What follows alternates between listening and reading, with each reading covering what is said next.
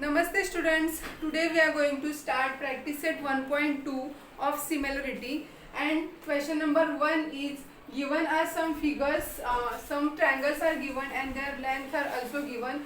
So we have to find out in which figure ray PM is the angle bisector of angle P. तर हा रे PM बघा इथे पण दिलेला आहे सगळ्या फिगर मध्ये, आणि हा अँगल P चा कोणत्या फिगर मध्ये तो रे PM अँगल बायसेक्टर आहे ते आपल्याला फाइंड आउट करायचं आहे.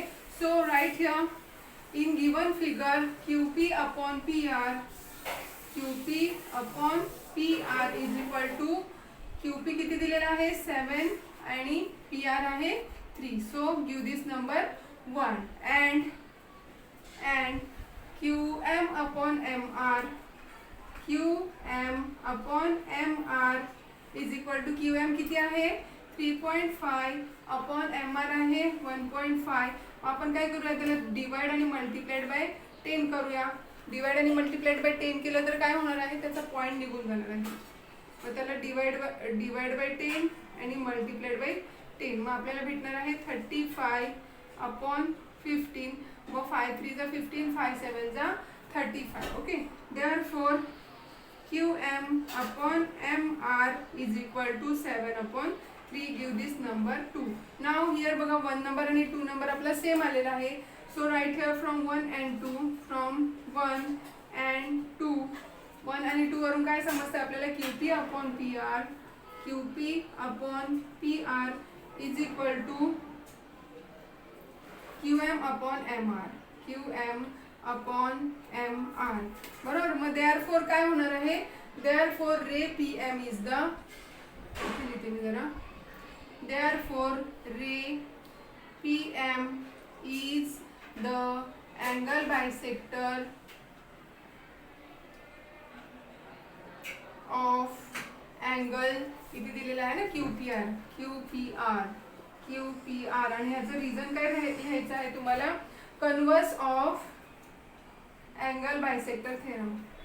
रिझन मध्ये लिहा converse of angle bisector theorem.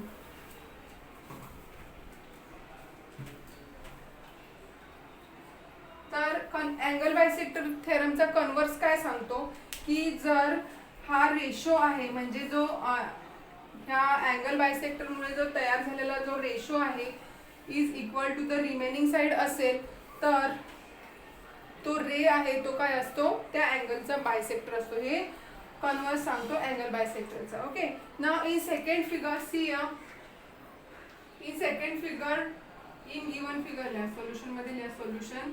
In given figure, in the given figure RP upon PQ, RP upon PQ is equal to R किती दिलेला, RP दिलेला आहे 7, PQ दिलेला आहे 10. Give this number 1 and RM upon MQ, RM upon MQ is equal to RM दिलेला आहे 6 आणि MQ दिलेला आहे 8. ओके, मग ह्याला तुम्ही रिड्यूस करू शकता. 2 3 जा 6, 2 4 जा 8 is equal to 3 upon 4. Okay, ह्याला तुम्ही दिला नंबर 2. तर फ्रॉम 1 and 2 बघा, from 1 and 2 RP upon PQ is not equal to RM upon MQ. But therefore ray PM is not the angle bisector of angle QPR.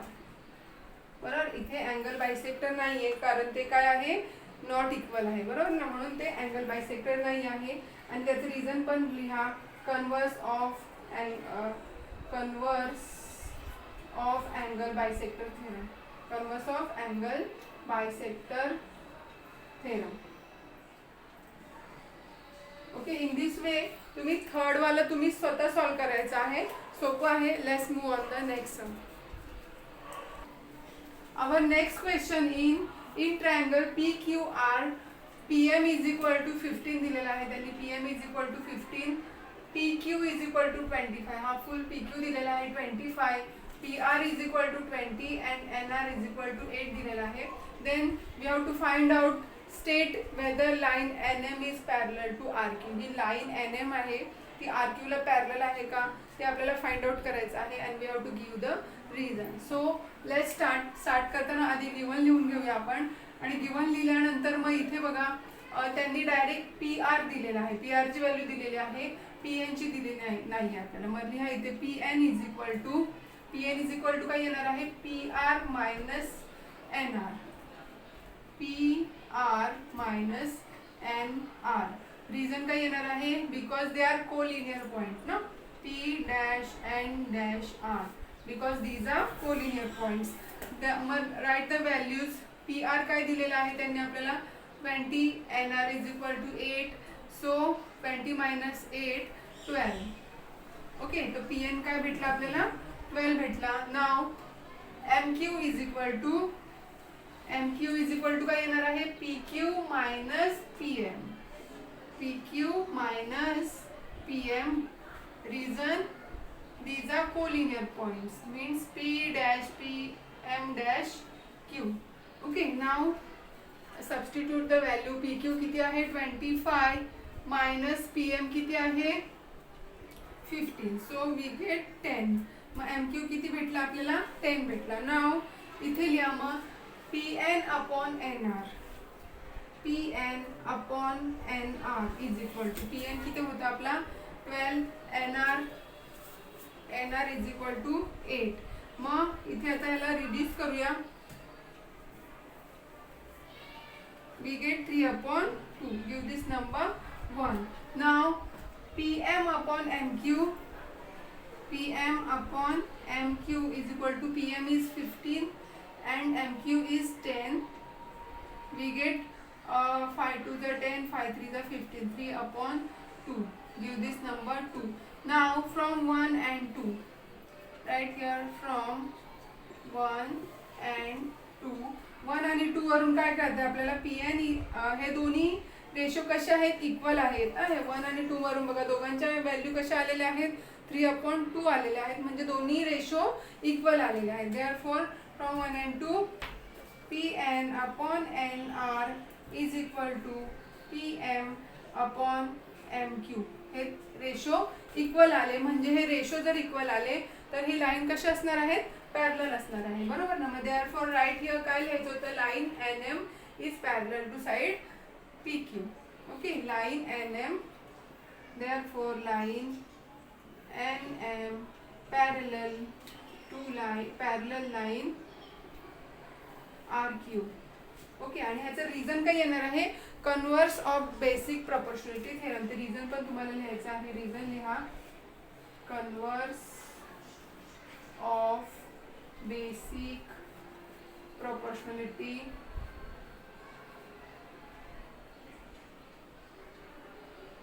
Theorem. Okay, let's move on the next. Our third sum in this video is in triangle MNP, NQ is the angle bisector of N. NQ दिलेली आहे angle bisector and त्यांनी दिलेलं आहे given मध्ये आपण लिहून काढूया जे दिलेलं आहे ते. गिवन मध्ये काय लिहूया आपण, NQ is the angle bisector of angle N.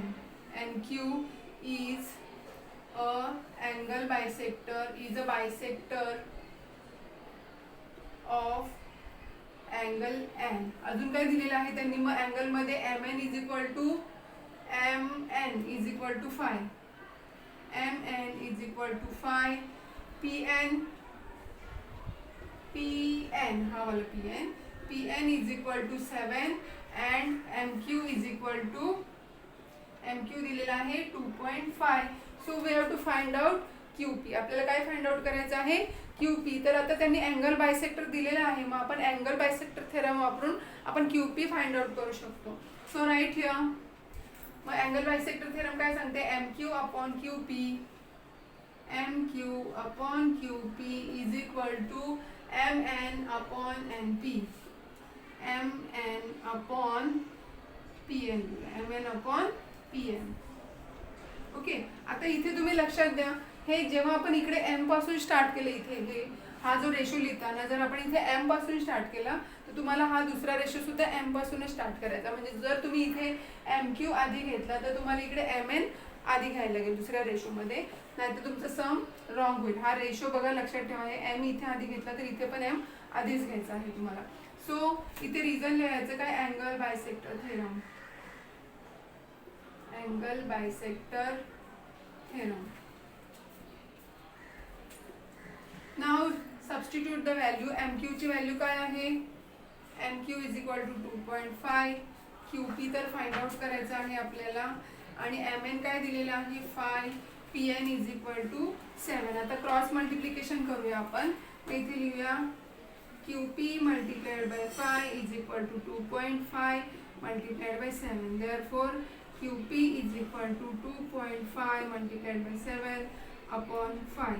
Okay, therefore Q P is equal to, आता इथे काय करूया आपण, मल्टिप्लाइड आणि डिवाइड बाय 10 करूया, म्हणजे काय होईल त्याचं 0 निघून जाईल. मग इथे लिहूया 2.5 into 7 upon 5 multiplied by 10. Multiplied by 10 केलं तर काय होईल, इथे हा 0 निघून पॉईंट निघून जाईल त्याचा. मग इथे होईल 25 into 7 upon 50.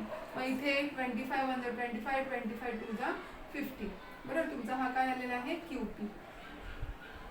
Q P is equal to 7 upon 2. Therefore Q P is equal to 7 upon 2. Q P किती आलेला आहे 7 अपॉन 2. आणि इथे पॉईंटमध्ये दिलेलं होतं, तुम्ही पॉईंटमध्ये पण काढू शकता तिथे. मग therefore Q P is equal to 2 3 6, 3 upon 3.5 units. Therefore Q P is equal to 3.5 units. आपण आता पुढचे सम आहे तो नेक्स्ट व्हिडिओजमध्ये बघूया. व्हिडिओ आवडल्यास लाईक, शेअर आणि सबस्क्राईब करायला विसरू नका. Bye bye.